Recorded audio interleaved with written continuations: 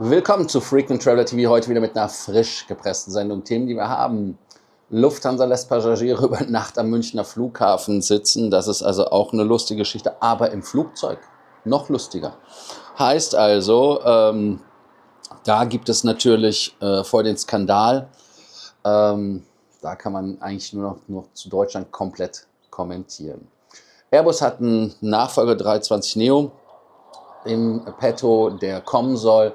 Der wird signifikant anders, wie Sie sagen. Projektstatus, Triebwerksoptionen und wir gucken mal, was das Ganze ist. Wir haben dann USA, nochmal das Department of Homeland Security hat etwas gemacht, was mir persönlich sehr weh tut, und zwar PreCheck fällt weg. Das heißt also, du kannst Global Entry nicht mehr nutzen. Also insofern, es kommt wieder, aber ist auch schwierig. Und dann haben wir noch ein Lufthansa Business Class Angebot. Eigentlich ist es ein Brussels Business Class Angebot nach Kenia von Schweden aus. Gucken wir uns auch an. Ihr denkt dran, wie immer den Kanal zu abonnieren, die Glocke anzumachen, ein Like dazulassen, zu kommentieren, abonnieren und dann natürlich auch wie immer aufs Cool zu kommen und zu diskutieren. Ja, Airbus hat eine komplette Neuentwicklung als Nachfolger für den 320, macht also nicht den Fehler wie die Freunde von der Boeing mit der 737, dass man das Ding bis zum Tode weiterentwickelt und wenn es nicht mehr weitergeht, macht man trotzdem weiter. Der A320er ist ja jetzt auch, was war es, 89 oder so, 88, ist der da unterwegs. Und der braucht einen Fit in 10 Jahren. Airbus bestätigt, dass der Nachfolger 320 spätestens Ende der 2030er Jahre kommt, also sogar noch ein bisschen länger, 15 Jahre. Ziel sind 20-30% Treibstoffersparnis und es ist kein Blended Wing, wie sie so schön sagen, sondern signifikant anders. Der CFK-Flügel mit sehr großer Spannweite, neues Produktsystem, neue Systemarchitektur, die auch KI unterstützt ist. Antrieb ist ein sogenannter CFM-RISE-Motor, das ist also ein Open-Rotor-Motor, der getestet wird. Der Getriebefan bleibt aber im Rennen. Ganz einfach, was ist die technische Seite bei dem Open-Fan? Das heißt also, man hat außen 2 gegenläufige Propeller. Heißt, Airbus testet den Open-Rotor zusammen mit CFM. Problem sind natürlich Lärmauflagen bei so etwas, weil es nicht verkapselt ist, ist lärmintensiver logischerweise von Natur aus. Dann geht es weiter mit dem Flügel, der erhöhte Streckung. Damit gibt es weniger induzierten Windwiderstand, Effizienzsteigerung. Aber die Herausforderung ist halt die Produktion in großen Serien. Ist noch ein bisschen Zeit. Und der Blended Wing Body ist nicht geeignet für kleinere Maschinen, da er zu dick ist und die Aerodynamik damit nicht ganz so optimal ist. Airbus sagt halt, dass Blended Wing Body nur für Großraumflugzeuge ist.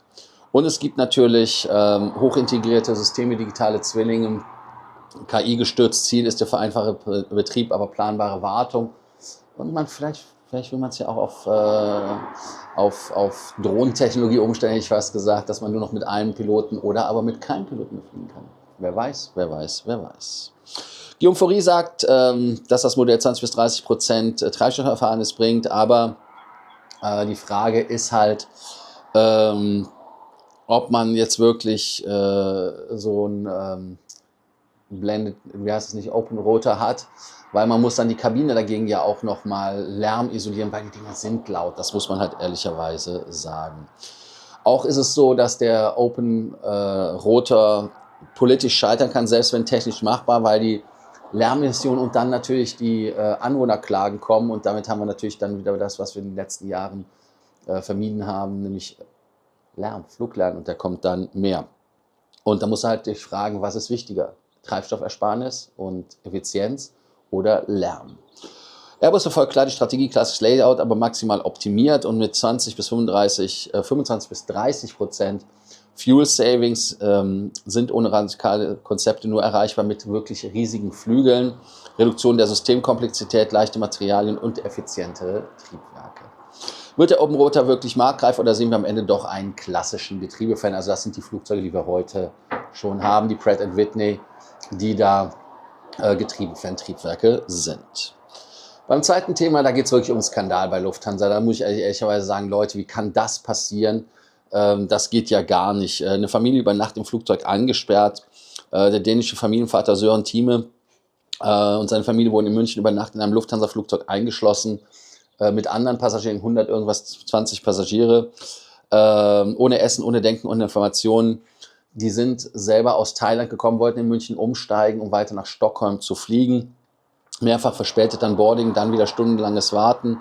Um 2 Uhr nachts kam die Info, alle Busfahrer sind nach Hause gegangen. Flughafenpersonal nicht erreichbar, man darf das Flugzeug nicht mehr verlassen.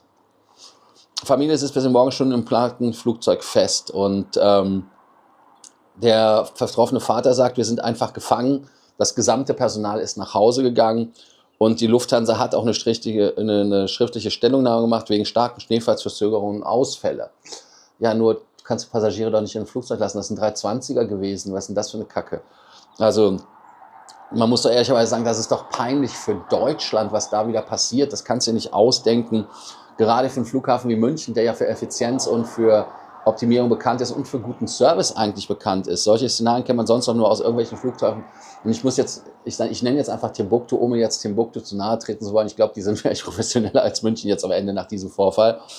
Aber doch nicht am deutschen Premium-Hub der Lufthansa. Also das kann doch nicht wahr sein. Und dass niemand die Polizei, die Feuerwehr oder die Flughafenaufsicht oder irgendjemanden angerufen hat aus dem Flieger heraus und gesagt hat, hey, wir sitzen hier fest. Zumal die Feuerwehr 24/7 in München am Flughafen ist, für Notfälle, dass man auch landen kann. Und ohne die offizielle Aussage der Lufthansa hätte man ja gedacht, das ist fake. Aber so tief ist Deutschland mittlerweile gefallen. Und die Infrastruktur und alles, das kann es ja wohl nicht sein. Ja, wer trägt die rechtliche Verantwortung, wenn Passagiere Nacht im Flugzeug eingesperrt werden? Das ist ja auch fast Freiheitsberaubung. Ich bin mal gespannt, wie die Lufthansa aus dieser Nummer rauskommt. Und da werden wir auch nochmal schauen, was da wird. So wie Lufthansa Fehler zugeben muss ich auch, Fehler will ich jetzt nicht sagen, aber nochmal sagen, Hyatt hat anscheinend bei der Promotion, die wir da hatten, also was heißt Promotion, war ja kein Promotion, das war eine Programmänderung mit der Kategorie 9 bis 10 und so weiter, haben sie gesagt, ist fake. Also insofern könnt ihr alle Änderungen so lange ignorieren, bis sie wirklich vielleicht mal kommen. Aber Hyatt hat gesagt, nee, das war einfach nur so. Vielleicht ist das auch ein Testballon gewesen, wo jemand das geschrieben hat und wir gucken, wie die Reaktion der Leute ist, ob sie damit davonkommen. Also interessant. Also bedenkt einfach, ich habe damals mit Hyatt nichts gesagt. Der letzte Hyatt-Beitrag der gestrigen oder vorgestrigen Sendung, der gilt nicht mehr. Das dritte Thema ist PreCheck und Global Entry. Ich persönlich bin ja ein großer Freund davon, habe das ja über 10 Jahre, ich glaube, weiß gar nicht, das heißt, das gibt. War das erste Mal in Doha, habe ich das gemacht. Da ist es so, dass es eine Pause gibt, die fängt an am 22. Februar, also genau heute um 6 Uhr Eastern Time ist schon vorbei, weil wir sind hier jetzt 9 Uhr morgens in Kalifornien. Und die Konsequenz ist natürlich, wer PreCheck hat bezahlt, kriegt die Knete nicht zurück. Und damit werden auch die Schlangen nicht nur länger, sondern auch chaotischer. Und ganz, ganz wichtig ist der Grund, man hat Funding-Probleme. Denn Washington hat ja Haushaltsverhandlungen und hat gesagt, ja, wir haben kein Geld, da müssen wir sparen, wir machen einfach normal. Wobei das in meinen Augen falsch ist, weil ich habe dafür bezahlt, für diesen Zugang. 100 irgendwas $. Und die Washington Post über eine DHS-Quelle ist, die Pause ist da, weil sie auf der Agency-Ebene halt Geldprobleme haben. Ja, es ist eine politische Blockade und die Reisenden sind die Ersten, die damit betroffen sind und die darunter leiden. Und je größer das Chaos, desto schneller lösen sie das Funding-Problem. Aber besonders bitter für uns Vielflieger ist natürlich, dass das eine Paid-Sache ist. Das muss man ehrlicherweise sagen und da kommt man auch nicht drum rum. Fast-Track, den es ja nicht mehr zu nutzen gibt. Ich weiß auch nicht, wie das mit Clear zusammenläuft, weil Clear brachte ja die Leute auch immer wieder zu dieser Fast-Track-Geschichte. Bin ich mal gespannt. Welche Alternativen gibt es kurzfristig, wenn PreCheck und Global Entry ausfallen? Kurze Antwort, keine. Hast du Pech gehabt. Ja, und das letzte ist ein Business-Class-Deal der Brussels Airlines oder Lufthansa, egal wie man es sieht, von Stockholm nach Nairobi, 1.300 € ungefähr. Absteuerung geht aber auch über Göteborg und da könnt ihr dann auch mal schauen. Das Ziel ist natürlich Nairobi in Kenia, ideal für Statuspunkte, Boostes logischerweise oder wer unbedingt mal nach Kenia wollte. Die Tarifdetails sind halt Mindestaufenthalt 8 Tage, maximal 12 Monate, Buchungsklasse P, Umbuchen 52 €, Tarifdifferenz, Storno ist nicht möglich. 200 Punkte pro Langstrecke natürlich, auch Hornzirkel-Punkte, 40 Punkte pro Zubringer. Das sind ja 480 Punkte pro Run. Und ganz, ganz wichtig, denkt dran, die Langstrecke wird von der Brussels Airlines ausgeführt, nur dass ihr es wisst. Deshalb kann man nicht die Lufthansa Flatbeds oder sowas da in Dings sehen. Aber die Brussels Airlines Business Class ist gar nicht mal so schlecht. Würdet ihr 1300 nach Stockholm fliegen, um den Deal zu nutzen? Da könnt ihr dazu antworten. Ich persönlich habe hier jetzt heute wieder mein Seminar, wo wir Leute haben hier in Kalifornien, die zur Bank gehen, Konten eröffnen, amerikanische Kreditkarten machen. Deshalb bin ich hier jetzt los. Ihr denkt noch dran, den Kanal zu abonnieren, die Glocke anzumachen, ein Like dazu lassen, aber auch zu kommentieren, abonnieren und auf School zu kommen und die Fragen des Tages zu beantworten. Einmal natürlich die Frage mit Lufthansa, wer verträgt die Verantwortung, wenn Passagiere über Nacht im Flugzeug eingeschlossen werden? Das kann es ja wohl nicht sein. Und könnt dann natürlich auch nochmal den Lufthansa-Brussels Airlines Deal bewerten, ob ihr den toll findet oder nicht. Danke, dass ihr heute dabei wart. Also bis dann. Ciao, ciao.